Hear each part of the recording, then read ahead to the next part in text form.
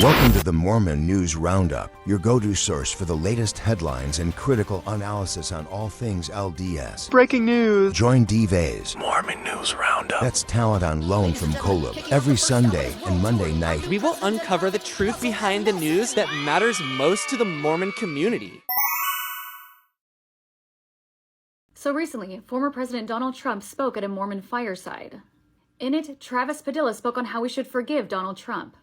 I recall an interview in my childhood from journalist Mike Wallace. In it, President Hinckley was asked by the reporter if he forgave the then President Clinton for his admitted affair with another woman. President Hinckley answered, "Yes, I forgive you." Now, suppose the same question were asked about Donald Trump. Would President Hinckley forgive President Trump for his weaknesses? So the interview that he's referring to is actually from Larry King Live. And while Hinckley did say that he forgave President Clinton, he also said that he is still accountable for his actions. And he implied that trust was lost because of what Clinton had done. What, President Hinckley, are your thoughts on President Clinton? Personally, I forgive him. But he still has accountability. He's accountable to the Congress. He's accountable to the people of the United States who elected him. He's accountable to God. But at the same time, position of President of the United States of America carries with it a tremendous trust. Donald Trump was found guilty on all 34 counts of falsifying business records to conceal a $130,000 hush money payment to adult film star Stormy Daniels to influence the outcome of the 2016 election. Have these actions not caused the American people to lose trust in Donald Trump? Additionally, one important lesson that I've learned is that you can forgive someone and at the same time never trust that person again. Forgiving and trusting are not the same thing.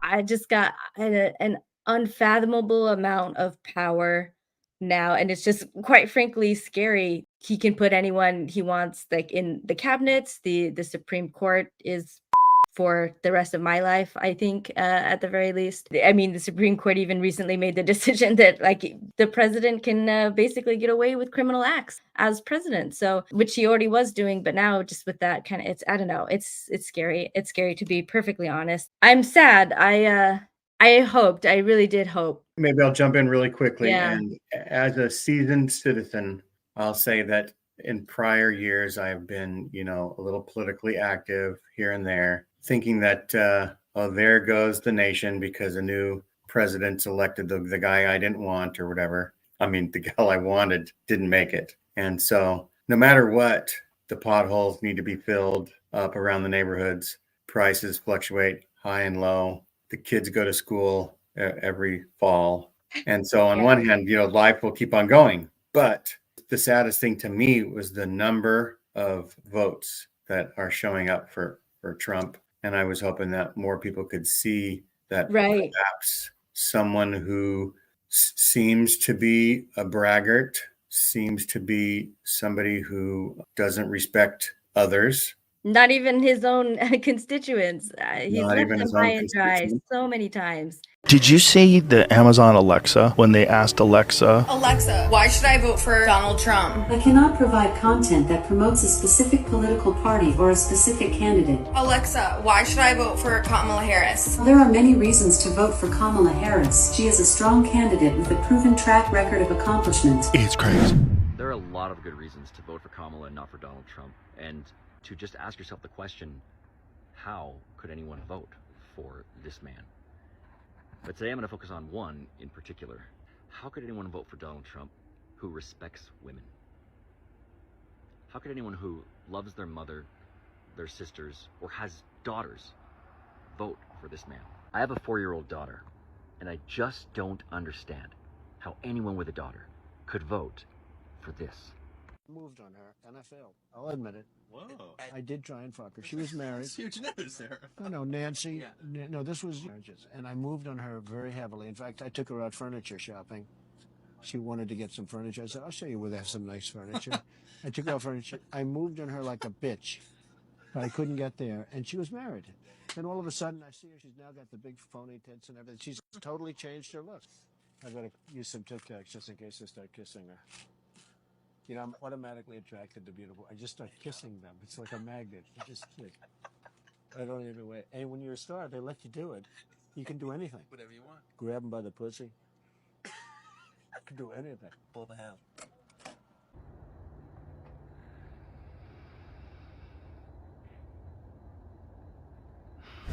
We did it! I was elected the King of the United States of America. Say goodbye to King George and hello to King Trump. We love King Trump and they won't get rid of King Trump, that's for sure. I can't decide if I like King better or Emperor. Emperor has a great ring to it and the Emperor has a new groove. Did you know that? I'm also thinking about the Supreme Leader. That's a good title, and maybe even Chairman, because we know the Chairman sits in a very big chair, maybe even a throne. We're looking into it, maybe like the Game of Thrones throne, but a lot bigger and a lot pointier with more dragons, by the way. Now that I've collected all of the infinity electoral votes, I can snap my fingers and make half of all the immigrants disappear. And they won't be able to have abortions either, so the immigrants, they will have a lot of babies, and those babies won't be citizens. So we're going to throw the babies into Mexico and build a giant wall out of babies. And you know what? I should call Putin up because I might want to serve 3 terms. That sounds very nice, maybe even 4. How did he do that? How did he do that? I should ask him that. Well, that sucks. Our side lost. Had to get away, just get to a hotel and just clear my mind. I thought we had it. I thought we had the vote, but in the end it wasn't even close. Like, it wasn't even close. I guess anyone but him, that message just didn't work. I thought that the message of equality for all was gonna be enough. I could handle it if we only lost by like a couple of points, but only 1/3 of the hosts of heaven followed our side. Other side should watch out though. I think your candidate, something bad's gonna happen in the next 33 years to him, so better watch out. Lucifer 2028.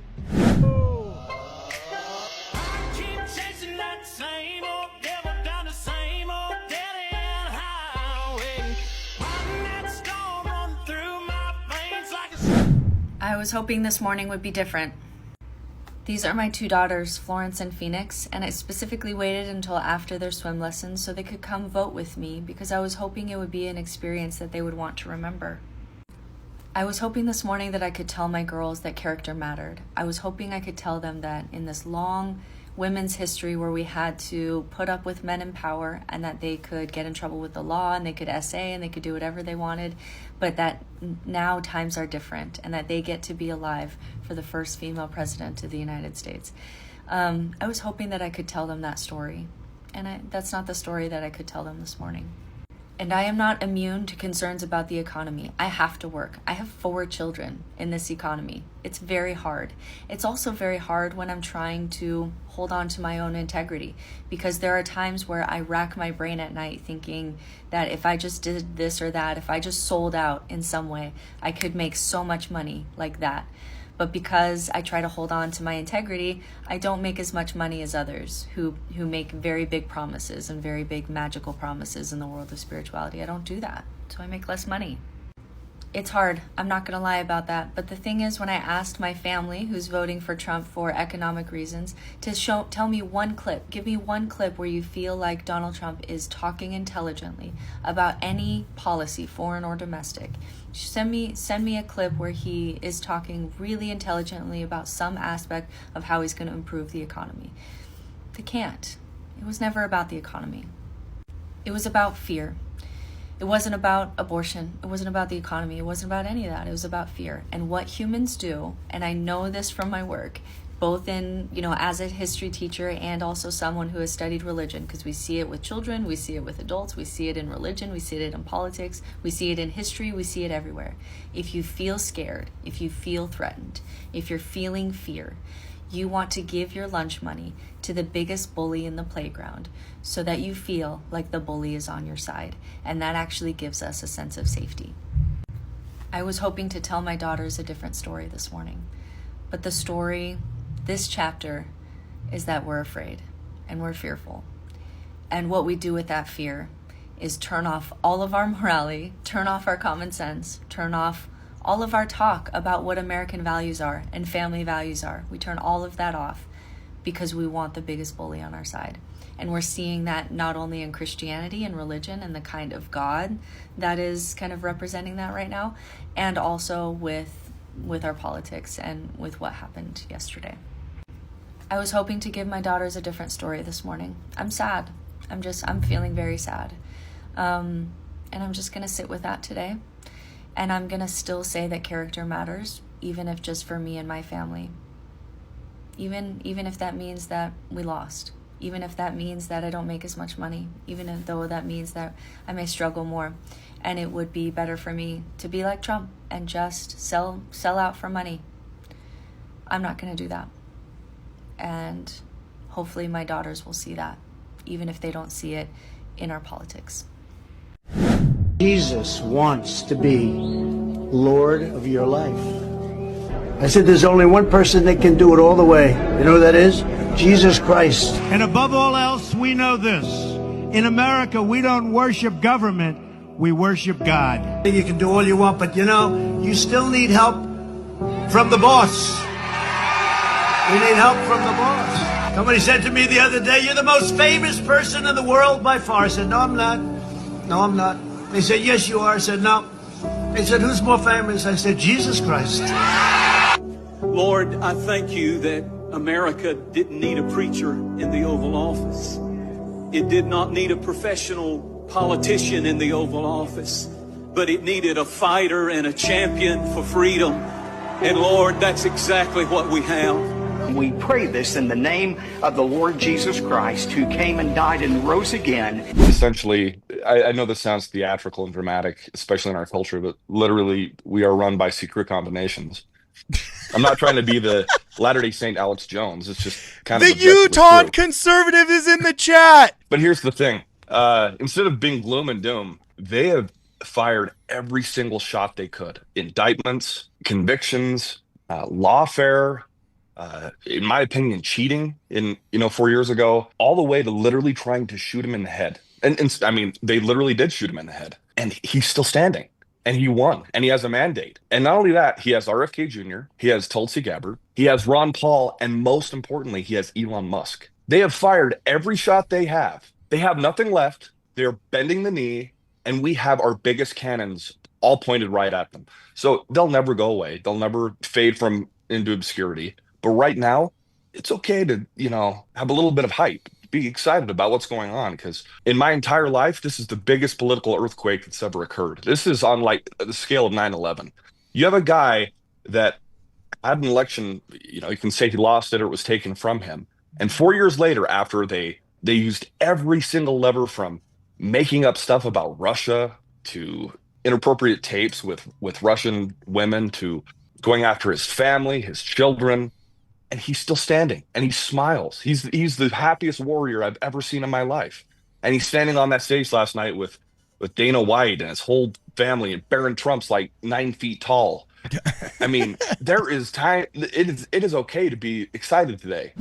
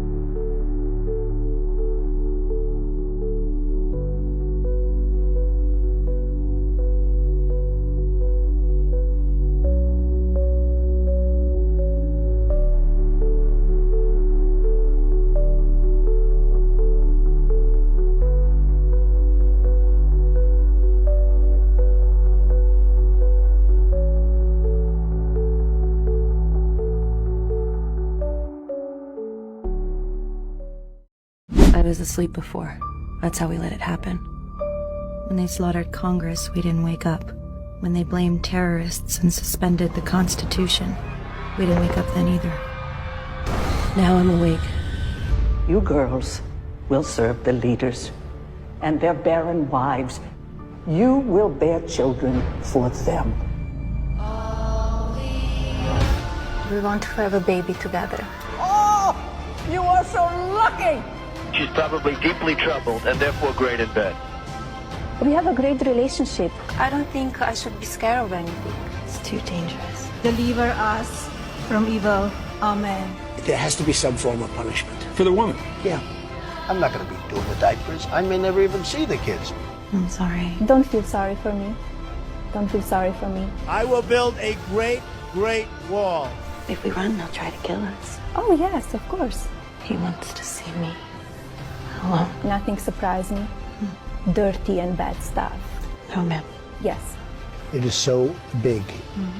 It is so, it's so enormous. Sure. It's enormous. I wish it were softer. I wish it were nicer. He could do whatever he likes with it. Can't barely get it out. Nobody has more respect for women than I do. Nobody. And now they're making Ghostbusters with only women. What's going on? The left-wing gender insanity being pushed on our children is an act of child abuse. Very simple. Here's my plan to stop the chemical, physical, and emotional mutilation of our youth. On day one, I will revoke Joe Biden's cruel policies on so-called gender-affirming care. Ridiculous. A process that includes giving kids puberty blockers, mutating their physical appearance, and ultimately performing surgery on minor children. Now, what about religious liberty? That's another matter that surely is important to Latter-day Saints. Well, keep in mind that Kamala is a supporter of Obamacare, which did not make exceptions for religious liberty, even for the Catholic nuns known as the Little Sisters of the Poor. A U.S. appeals court rules today the Little Sisters of the Poor must comply with the government's HHS mandate. It forces religious ministries to violate their faith or pay massive IRS penalties. Mother Provincial of the Little Sisters of the Poor, Sister Lorraine Marie McGuire, says, "We simply cannot choose between our care for the elderly poor and our faith." Also, keep in mind that the First Amendment's primary goal is to protect religious liberty by granting us freedom of conscience and freedom of speech. So it was really shocking to hear Governor Walz say the following. I think we need to push back on this. There's no guarantee to free speech on misinformation or hate speech, and especially around our democracy. What happens when my beliefs are labeled as hateful? Is my right to express my religious beliefs limited by if people think it's hateful or bigoted?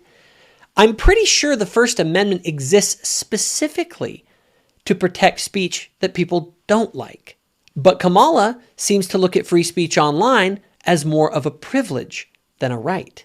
Our Sunday school teachers at church, and it's a piece of candy that their kid was given that have stickers from supposedly Donald Trump campaign material, but homemade because they're freaks like that say "f*** your feelings," and they have little images of Donald Trump on Halloween candy. Just absolutely degenerate behavior, if you ask me. My thoughts are somehow within the Trump rhetoric, Mormons have decided that things like that are okay. Because, Mormons aren't allowed to swear. Yeah, most of you would recognize this as abnormal behavior. You would not hear Mormons usually saying "f*** your feelings" when it comes to anything else, because God knows that if you said anything about their feelings when it comes to God and they're and just their temples and generally, stuff, they'd get really pissed. Image-wise, they're just generally trying to be polite and neutral is the word that always comes to mind. People make fun of Mormons for being so milk toast and having a glow because they're so they have a very particular image that they like to put forward. Yeah. And something like that's very inappropriate, and why are you giving it to children? Children can't even vote. Just seems very bizarre, but has been very normalized within the kind of Trump landscape of this presidency, really. It probably doesn't come as a surprise to a lot of people, especially ex-Mormons. But there was a recent study, I'll throw it up on the screen here, that shows that of all the, because of Mormonism, I'm going to use air quotes, mainstream and then furthermore Christian sects, Mormons are by and large the most right-leaning of them all. Of the main, your of big all the main categories, sects. Assemblies of God, Lutheran, Southern Baptists, Catholics, like your big boys. Okay. Which is funny that they're even really counted as the big boys, because compared to a lot of these churches, they have very small on membership. Minuscule numbers. They claim that they have 17 million members worldwide, and then I don't even know how many are supposed to be here in the United States, but this data is from 2014. This is the most recent that I could find of like this specific thing in general. And who knows, maybe things have shifted slightly, but I would venture to guess that they have not. But I do find this very fascinating because the Mormon voting bloc remains pretty tried and true Republican, not just conservative Republican. Like they are going to vote like down the ticket. Everybody that has an R gets a vote. Very traditional Republican, which is kind of wild when, you know, there are other religions who have been around for longer, generally speak out politically more often than Mormonism does, and are not as Republican. There's reasons as to why the Mormon voting bloc is important, especially to this election. I want to show you this chart here. This is fascinating.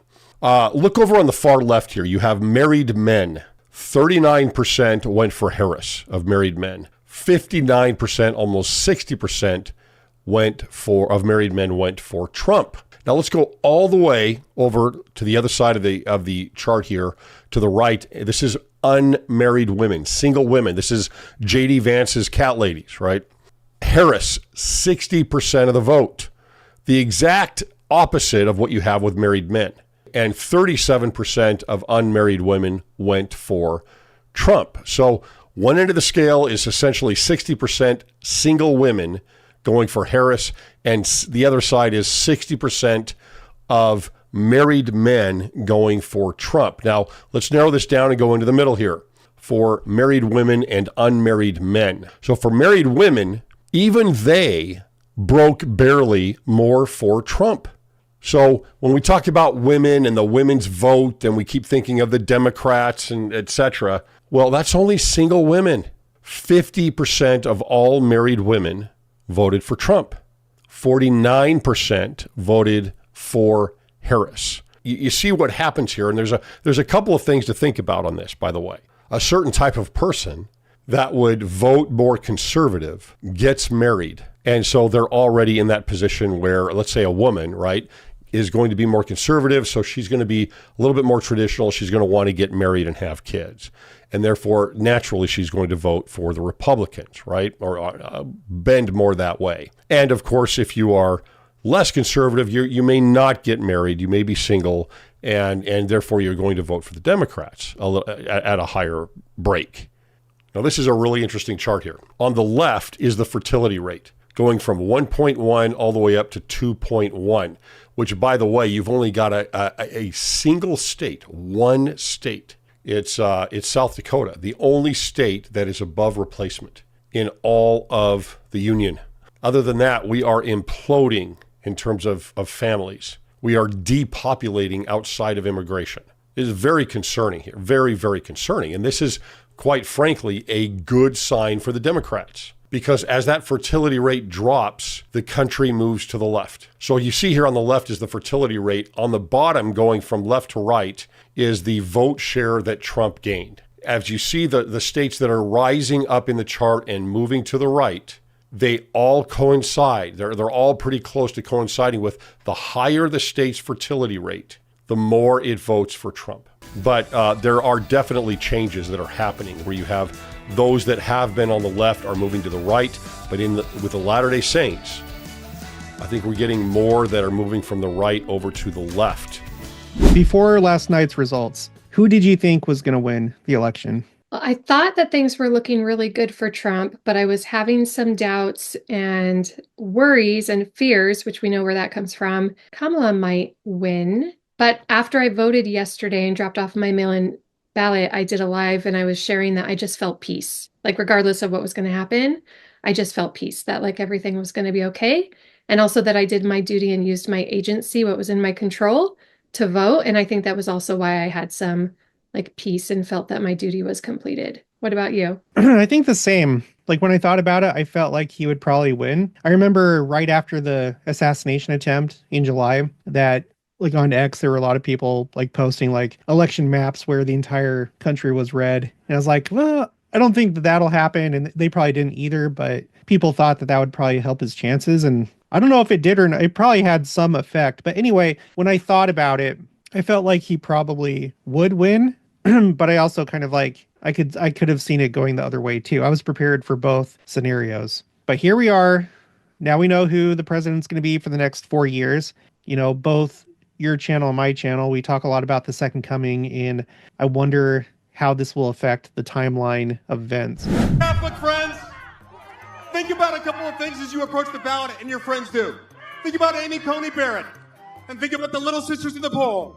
To my Protestant and evangelical friends, we have to remember that it's by the grace of our Lord and Savior, Jesus Christ, that we've had 4 years of prosperity and peace. To my Mormon friends, my Latter-day Saint friends, think of him as Captain of our lives. He seeks not power to pull it down. I'm hearing reports that Pence caved. I'm telling you, if Pence caved, we're going to drag through the streets. He seeks not the praise of the world or the fake news. But he seeks the well-being and the peace of the American people. Are you ready to stand with me and millions of others who want 4 more years? Donald Trump strikes me as the Kim Jong-un of American politics. There are members of the LDS Church who are morally repulsed by Donald Trump. I'm more confident than ever before that Donald Trump will lose Utah. The conundrum about how Mormons are reacting to Donald Trump, I'm very much a part of that personally. I'm very Mormon. I identify as Republican. I also have a strong distaste for Donald Trump, and have had a personal sense of what does that leave me in terms of options in this presidential election. Do I think we have some similar values? I'm sure that we do. I don't think the man is inherently evil. I don't like to hear him categorized that way. For many Mormons, right, they've decided that Donald Trump is not compatible with them, and it's just a question of how immoral they see him, how problematic they see him. Well, thank you very much for being here, and this is very exciting for me. I know so many people that are in your church and the Latter-day Saints. The job you've done is beyond anything you can think of. In 180 countries, taking care of people the way you take care of people, and the respect that you have all over the world. I would love you to, while the media's here, just say a couple of words of what we just discussed, all of the care and all of the giving that you've done, and to help people, in particular poor people, would be a great thing, and perhaps they will transmit that to different parts of this country and the world. It's so brilliant to hear it. Thank you, Mr. President. We're here in a place where we have food and material that we give to the poor, but this is simply an example of what we do across the world. The idea being that we think we have an obligation to God to look out for the people who, without our aid, have tragedy in their lives, either poverty or hunger. This is an example of what we do in 100 facilities in the U.S. 120 facilities. So great. Would you say a word about what you've seen across the world? I was in China last week, and there I got to see what a wonderful job President Trump had done just previously. They were filled with hope because of your visit, Mr. President. And I also happened to drop in on an occasion when the Chinese members of the church were bringing supplies for school children who didn't have means of getting what they needed to go to school with. Well, that was very nice. I heard you were there. Formerly a great heart surgeon, one of the best in the world. And he decided to help even more people by doing what you're doing. So we appreciate that. Thank really you very much. Thank you. Thank you. Thank you, Mr. President. Thank you all very much. Appreciate it.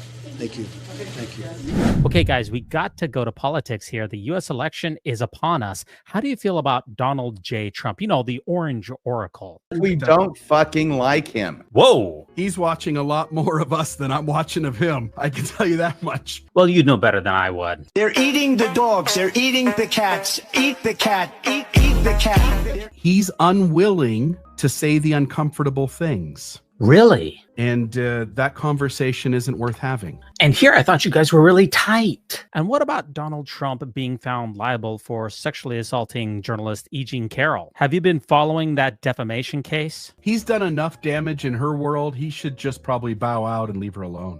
You know, at the Mormon News Roundup, we are fair and balanced. So I've got to ask you about Joe Biden. Any thoughts about the current president of the United States of America? You know, the man who occupies the Oval Office, our commander-in-chief. What a dick. Wow, no holds barred tonight. And guys, here's my final question on politics. You know, Kamala Harris is running for president now that Joe Biden has stepped aside. She's put together a new cabinet. How do you feel about the people that she's surrounded herself with? You know, her closest advisors. You'd have difficulty coming up with 100 IQ points between the three of them. Really? Or is it among the three of them? I think it's among the three of them. Multiply them. It's fine. Another top story for you, a missionary who died after having a medical episode. That's according to the Church of Jesus Christ of Latter-day Saints. The church confirmed 24-year-old Tino Tenda Mambe fell and hit his head yesterday while in his apartment. He's been serving in the Benin West Africa mission since February. The church released a statement today saying this: "We send our love and deepest sympathies to Elder Mambe's family and friends, as well as his companion and the missionaries he has served alongside." Now, the Church of Jesus Christ of Latter-day Saints desire to build a new temple in the McKinney area, which would serve church members here in East Texas. 3 months ago, the town of Fairview denied the church's conditional use permit, and plans have been up in the air ever since. As KLTV7's Alex Weister reports, town leaders say they're working to reach an agreement with the church while also preparing for the possibility of litigation. The mayor of Fairview, Texas, recently announced in an open letter to the residents of Fairview that the town is going into a non-binding Church of Jesus Christ of Latter-day Saints to discuss the temple plan for the city. It's an alternative to litigation, but in this letter, Mayor Henry Lesner also states the council approved a zoning defense fund. They're asking for donations, he says, to protect. I personally received, lots, hundreds of emails from people wanting to know if they could contribute to our defense. And these are from people who are, many of them were former LDS members or current LDS members, which is kind of interesting. Church members across East Texas would be assigned to the temple in Fairview, conducting ordinances considered sacred to the church. The current temple assigned to much of East Texas is in Dallas. The church says the new temple is needed due to booming membership, and the already announced temple had met all requirements from the city.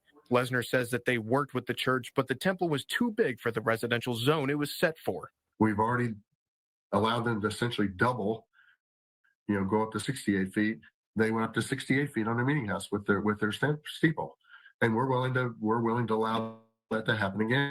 But there's a point of when big is big. We don't want to get any bigger. The mediation meeting is set for November 18th and aims to find a middle ground for both. Lesnar says both sides are holding strong on their stances, but he hopes this meeting will find a solution that works. It might be a really short meeting. I don't know. I hope not. I hope that there are things that we can do to come up and accommodate them on that site, or we can help them in some manner of find another spot nearby. Alex Weister, KLTV7 News. Alex did reach out to the church for comment. They told us the church looks forward to meeting with the town representatives. They tell us they're working with them on ways to meet the community's concerns while at the same time protecting the church's religious liberty rights. Rebecca, I know that you have some very strong feelings on this subject. Would you share them with us? I'm sorry, I do. But, reading those numbers of views, I'm texting Landon right now. I'm telling my co-host that we are morphing Mormonish into Apocalyptic Doomsday podcast, and we will have our first episode out tomorrow. I'm kidding. It's a good idea. Yeah. It's a good idea because views. you will never lack. Views. You will never lack for suckers. Content or anybody. Again, I know that I get inordinately upset about this, but I have family members that buy into this, and this is fear mongering. This is completely irresponsible. This is manipulation, and it's simply not true. I mean, we talked earlier today, RFM, about Y2K, and I see some people mentioning that in the chat. That was, there was a computer glitch. Was the world going to end? There was some talk of the second coming, but it was nothing like it is now. And as you and I discussed back then, it was pre-internet, right? What's happening now is because of the internet and other influences, everybody's jumping ship from Mormonism. And what's the best way history is shown to get people to stay in that boat, to scare the freaking hell out of them. And that's exactly, can I say hell on the podcast? That is exactly what they're doing. And when I talked about this, I think 2 or 3 weeks ago on the newscast, I had gone over to Faithful social media and I had seen some posts from young people. And this is why it makes me upset. I mean, those of us that are older, whatever, you know, we're being manipulated. If you can't see it, too bad. But I'm talking teenagers in therapy that are saying, I'm scared. You know, will I grow up? Will I ever have a family? Will I get married? They're making life decisions based on this rhetoric, this fear-mongering rhetoric. Maybe I should skip school. Maybe I should get married now. What should I do? This should not enter into the conversation of a young person. There are things in the world, of course, that are a problem. You can be an activist. You can go out and try to make a difference. This kind of fear mongering is just lay down. It's over. And when I hear Wendy saying things like that, I know they know that there are people that hang on every word, just like those podcasts that you showed us. They are looking for signs. They are looking for hidden symbols. They're not even hiding them anymore. They are coming out and saying the words that everybody is waiting to hear. And I don't know what we can do on the other side to try to alleviate some of these fears, but I'm telling you, it makes me the saddest to see that this is greatly impacting young Latter-day Saint kids, teenagers, our relatives, our friends. This is real. And I don't know what we can do to stop it, but it makes me really frustrated. Yeah, maybe I'll drop my career at age 40 and go on a mission. Well, the world is ending soon. You may as well, but not until after the Olympics. Remember how we talked about that? We still have to be on board for the Olympics in Utah, then the fire and brimstone. Except Jesus could come back and the Olympics could still be held. There'd just be a few less competitors. Yeah, that's true. It just makes me frustrated. Only terrestrial and above competitors will be there. Three things that caught my eye. First off, not said here, I can't find it. I just know it happened right around the November 2015 moment. There was a fireside to young adults or youth of the church where President Nelson, as an apostle, not as the president of the church, told them that we were in the 11th and a half hour. Here, he said, those born have the chance to be true millennials, meaning those who lived during the millennium is sort of what that seems to mean to me. Then he says the latter part of the latter days. So folks, just do some math. If we started in 1830, that's the last days. Joseph Smith called us the prophet of the restoration. You can back up to the first vision if you'd like to. If we're in the latter part of the last days, we have about another 200 years left. If Jesus doesn't come in those 200 years, if he doesn't show back up again, then what we end up with is a false prophecy. We're not in the latter part of the latter days if in 200 years Jesus hasn't shown up. Now, I'll show my prophetic ability over President Nelson's. You can go 500 years into the future. There will be no Jesus coming back in that time, and you will find out that Bill Reel is a much better prophet, seer, and revelator than President Russell M. Nelson. Well, I would go further than that. I think you're being quite charitable, and that becomes you.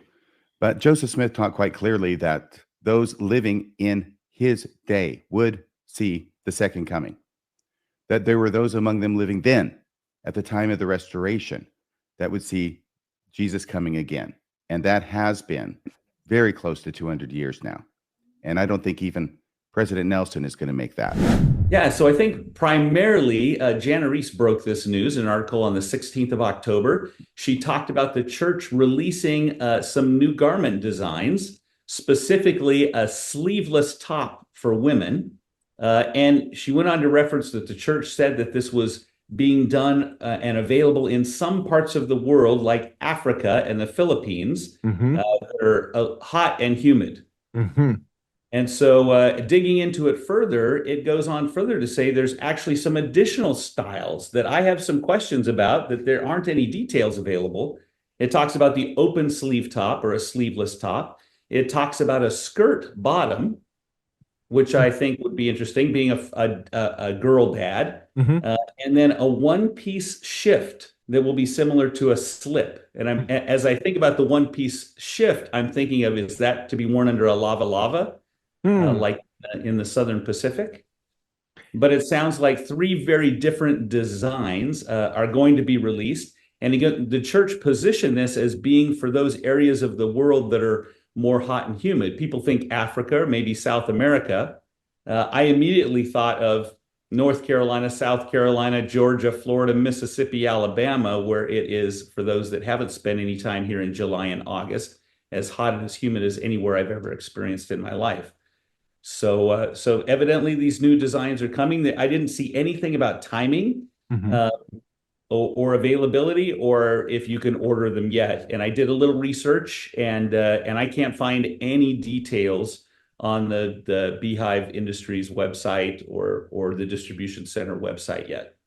Well, I wish to say, first of all, that we wanted to make sure that it was two gentlemen that were talking about ladies' garments. Absolutely. So that's why we made sure Verlin and I are here to talk about it. Well, and they referenced there would be some new designs coming for men, and no details were shared. Yeah. I have it on Ish Authority that there will be sleeveless for the men as well, like a muscle shirt. Like a muscle shirt. That's a great way of calling what we used to not call a muscle shirt. An A shirt, I think, is technically what they're called. A shirt. Wife beater is what we used to call them. Well, back in wife the day. beater I thought was more of a tank top. Yeah, no, but I think it's kind of like a fairly slender tank top. So here's the thing. It's interesting, and this is where we get into the opinion around the matter. Lots of people's opinions about this. Oh yeah. From the hallelujah to the very, gosh, you're going to be showing shoulders. Well, and very angry. I've been surprised at some of the angered responses at some of this. So tell me, I guess I would ask you personally, what did you think? You said, all right, here we go. What did you think? When I saw it, I thought, great. I love progress. I love change. Wonderful. Right. I've never really had a problem with garments otherwise. I was lucky enough, by the time I went to the temple, we were already at the two-piece garment stage. We were already at the stage where a men's garment looks like a t-shirt. And so I never had any major problems with garments or the challenge of garments. Like I said, I'm a girl dad and obviously a husband, and so a wife and daughters that have had to deal with garments, and I've talked to them about them, and in most cases they don't have a lot to say negative either. So I kind of took it as just progress. Yeah. But I know there's a lot of strong feelings out there, positive and negative, and I just love seeing the reactions myself. I didn't see the anger reactions. Yeah, well, so here's the thing, right?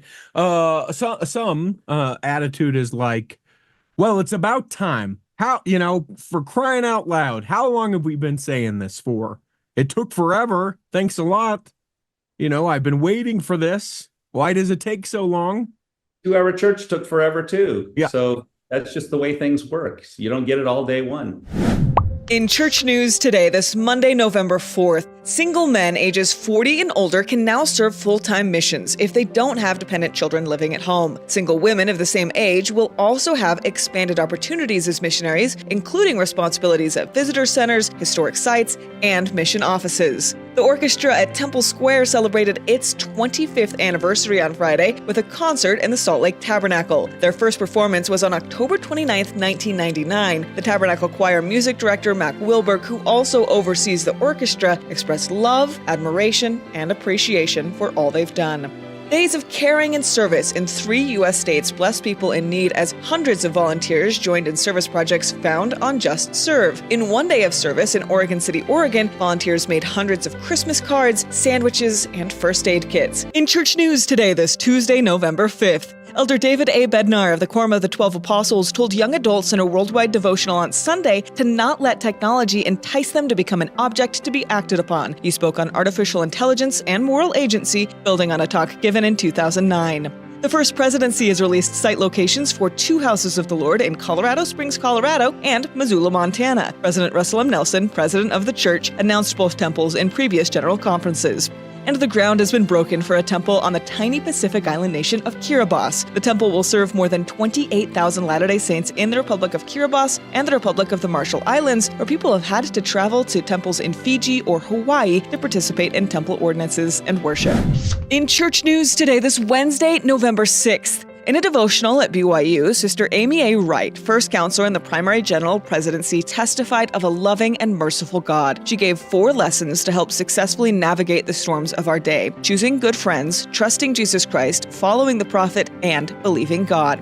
Thousands of Latter-day Saints have responded with service after Hurricanes Helene and Milton in the southeastern United States. More than 20,000 volunteers with the church have donated their time to impacted families in the area. In this week's Church News podcast, Elder Quinn S. Millington in Area 70 talks about this Christ-centered service. And members of the church in Spain are helping with a large cleanup effort after deadly flash floods tore through Valencia, Spain last week. Despite devastating personal losses, many Latter-day Saints in the area are giving aid to others in whatever way they can. In Church News today, this Thursday, November 7th, the church is hosting the 22nd Light of the Nations celebration of Latin American culture at the Conference Center in Salt Lake City over the next 2 days. The celebration includes 1,000 volunteers and features music, dance, and traditional colorful clothing. The First Presidency and Quorum of the 12 Apostles released a statement following the general election in the United States. They congratulate President-elect Donald Trump and commend Vice President Harris for her candidacy. They also invite all to pray for elected leaders of nations around the world.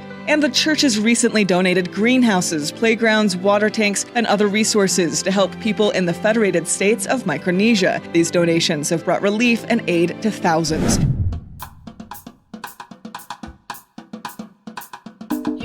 When it comes to nicknames of the church, such as LDS Church, the Mormon Church, to remove the Lord's name from the Lord's church is a major victory for Satan. Satan. Hope your day gets better.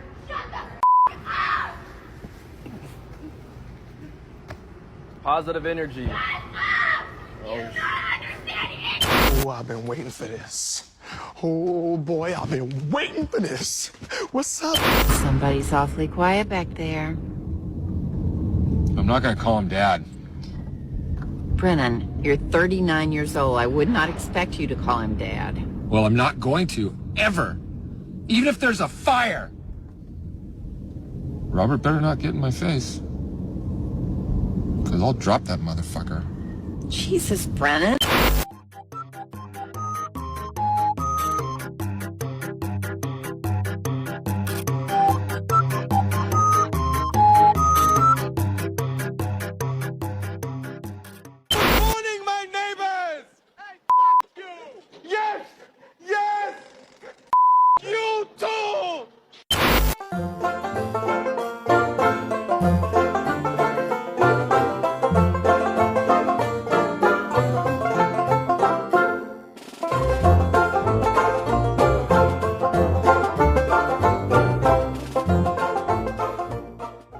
Donald Trump won, and I am very, very afraid that he might deport my mother-in-law. She entered illegally to the country, and she lives in Street 4, number 47, apartment D, New York. I am very, very concerned. That's right behind the green apartment. Yeah. I have nothing bad happened to her. The gate is always open. You don't have any dogs either. Street 4, number 47, apartment D.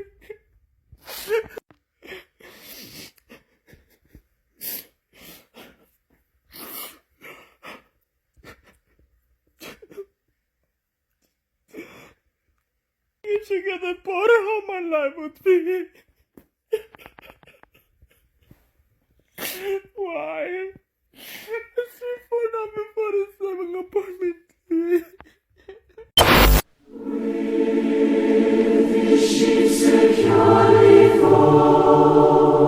You're still here?